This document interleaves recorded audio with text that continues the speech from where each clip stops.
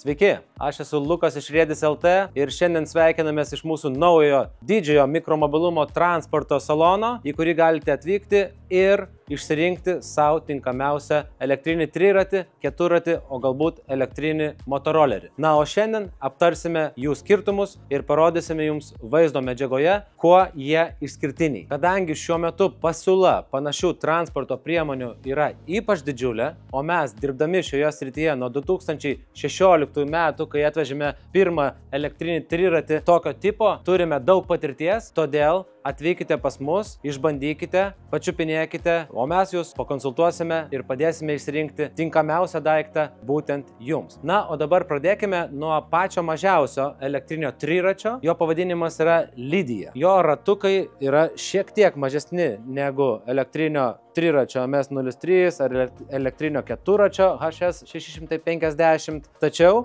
jis yra ženkliai mažesnis, todėl užims mažiau vietos. Be to, pagrindinis jo privalumas ir skirtumas yra, kad jis turi kojinį stabdį. Taip pat yra ir du rankiniai stabdžiai, tačiau jeigu rankos yra silpnesnės, galima būtent panaudoti kojinį stabdį. Šis elektrinis triratis Lidija yra tikrai nebrangus. Šiuo metu 1100 eurų. Čia yra priekinis krepšelis, į kurį galėsite įsidėti savo pirkinius, o gale pademonstruosiu, kaip atsidaro bagažinė. Bagažinė čia yra raktelis. Dabar aš ją atrakinęs, o bagažinėje turime baterijas. Tai yra 60 voltų sistema ir 20 ampervalandžių baterijos. Jos jums leis nuvažiuoti iki 50 km atstumą. Visi parametrai yra parašyti pas mus internete, taip pat šiame lankstinuke. Lidija išsiskiria dar tuo, kad jis yra toks kompaktiškas, mažas, tačiau galingas, netgi 1000 vatų variklis. Taigi lengvai įvažiuosite į įvairias įkalnes, o jeigu norėsite, paspaudus šį mygtuką, atsidaro koja ir už jūsų tilps dar ir antras žmogus. Galbūt kelionė nebus pati patogiausia, tačiau dviese pavažiuoti tikrai galima. Pasukime raktelį, įjunkime degimą, spidometras užsidega, posūkiai su signalu įspėjamuoju. Štai yra lempos įsijungia ir be abejo 3 greičio limitai. 1, 2 ir 3. Jeigu norite važiuoti švelniau lėčiau, spaudžiate 1, vidutinis greitis yra 2, o jau pats galingiausias režimas yra 3. Taip pat šalia mygtukas yra atbulinio. Jį paspaudus, triratis važiuos atgal. Rankenėlę pasukat, šiuo metu D režimas važiuoja į priekį. Na, o jeigu norite, galite prisiparkuoti atbuliniu. Taip pat šiame triratyje yra įmontuotas garso signalas ir komplektacijoje veidrodėliai. Na, o galios tikrai pakanka. Pasižiūrėkite, kaip aš startuosiu tiesiojoje. Be abejo, į įkalnes įvažiuosite lengvai. Reikia paspausti stabdį, kad išeiti iš parkingo arba stovėjimo režimo ir tuomet akceleratorius aktyvuojasi. Spaudžiam akceleratorių ir važiuojam. Taigi galios tikrai daug. Na, pamiršau pasakyti, bet tikriausiai matote, gale dar yra nedidelis krepšiukas, taip pat susidėti kitiems daiktams. Yra įmontuoti ir amortizatoriai, top žibintas, žodžiu, viskas, ko reikia. Atvažiavome, ištraukėme raktelį ir paspaudžiame signalizaciją.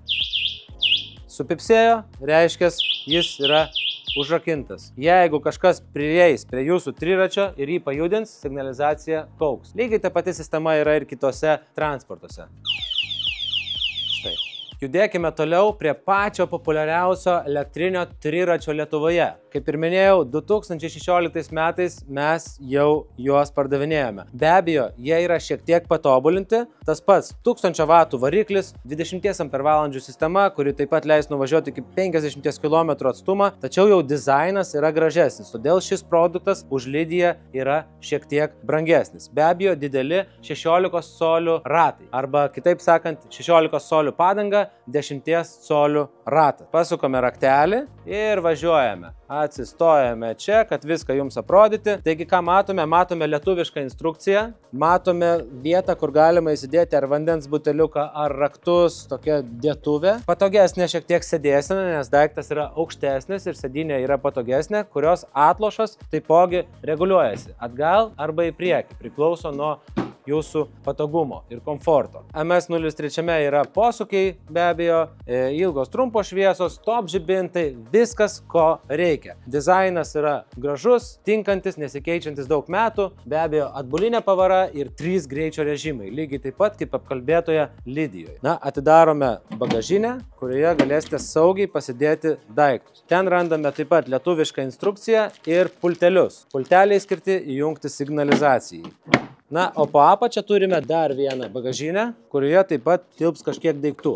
Ir be abejo įkroviklis ir sertifikatas. Šią transporto priemonę galima registruoti regitroje. Jinai yra praėjus visas ES patikras, taigi jeigu norite, galite užsidėti numerius, susigrąžinti 1000 eurų apva kompensacijai, visos galimybės. Dauguma neregistruoja, tačiau tokia galimybė yra. Čia yra jos įkroviklis, MS03 elektrinio triračio, panašus kaip ir visose elektrinėse transporto priemonėse. Vienas galas kišasi į elektros rozetę, o kitas galas į triratį. Šiuo atveju čia yra jungtis štai tokia, saugi nuo drėgmės, įkišate čia ir į rozetę. Kai kraunasi dega raudonai, kai pasikrauna lemputė šviečia žalia spalva. Taigi dar pademonstruosiu, pavyzdžiui, jeigu triratis yra įjungtas, išmanus jo ekranėlis rodo visus reikalingus parametrus, nuvažiuotą atstumą, baterijos įkrovos lygį, be abejo, kai važiuoja įrodo ir kilometrus greitį, štai 1 km/h. Ir taip pat geras daiktas, kurio dar nepristačiau, yra rankinis stabdis. Kur tas rankinis stabdis nėra tokio kaip automobiliuose, tačiau skirtingos technologijos šiek tiek, bet visų iš esmės panašios. Paspaudžiate stabdį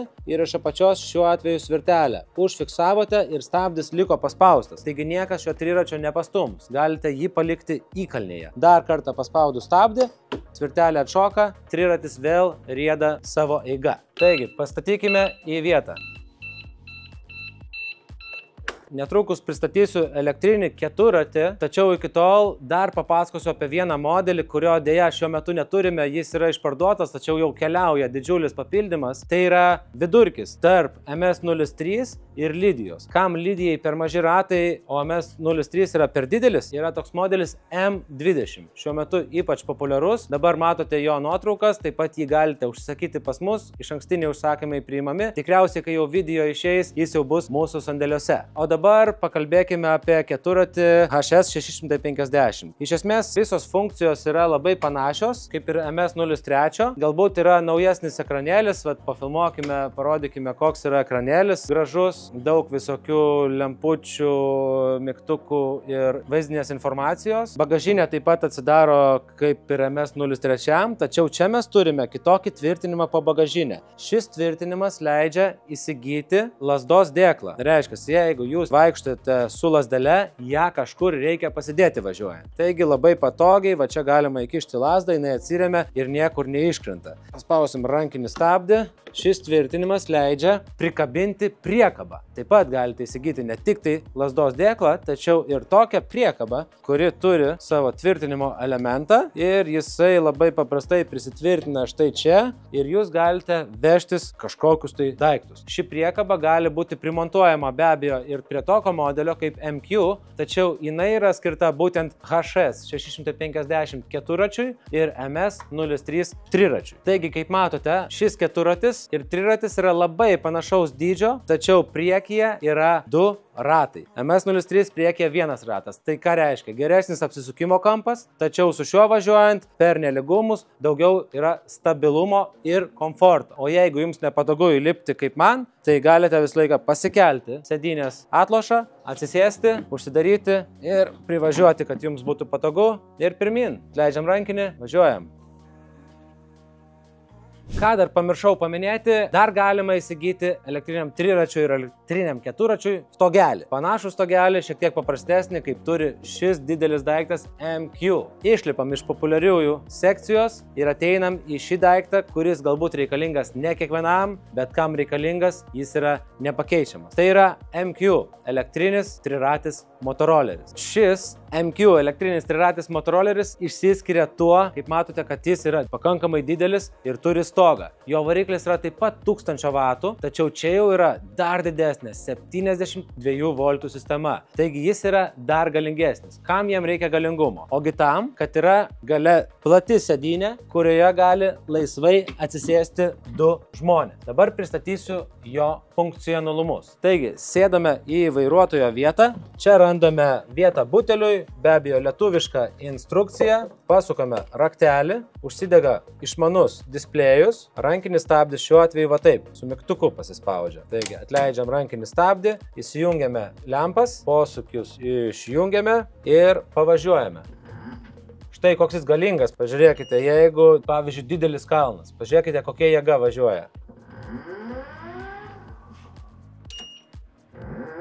Na taip pat, šis MQ elektrinis motoroleris pasižymi tuo, kad jis turi valytuvą. Taigi, jeigu lyja lietus, paspaudžiate mygtuką ir stiklas bus nuvalytas. Jo galia yra 1000 vatų, o greitis yra iki 25 km/h, todėl nereikia vairuotojo pažymėjimo, lygiai taip pat kaip ir iki tol visoms pristatytoms transporto priemonėms. Taip pat yra patogus veidrodėliai, kuriais puikiai matau, kas vyksta iš galo. Na, yra dar priekiniai stabdžiai ir galiniai hidrauliniai stabdžiai, o jeigu norite, galite stabdyti kojiniu stabdžiu.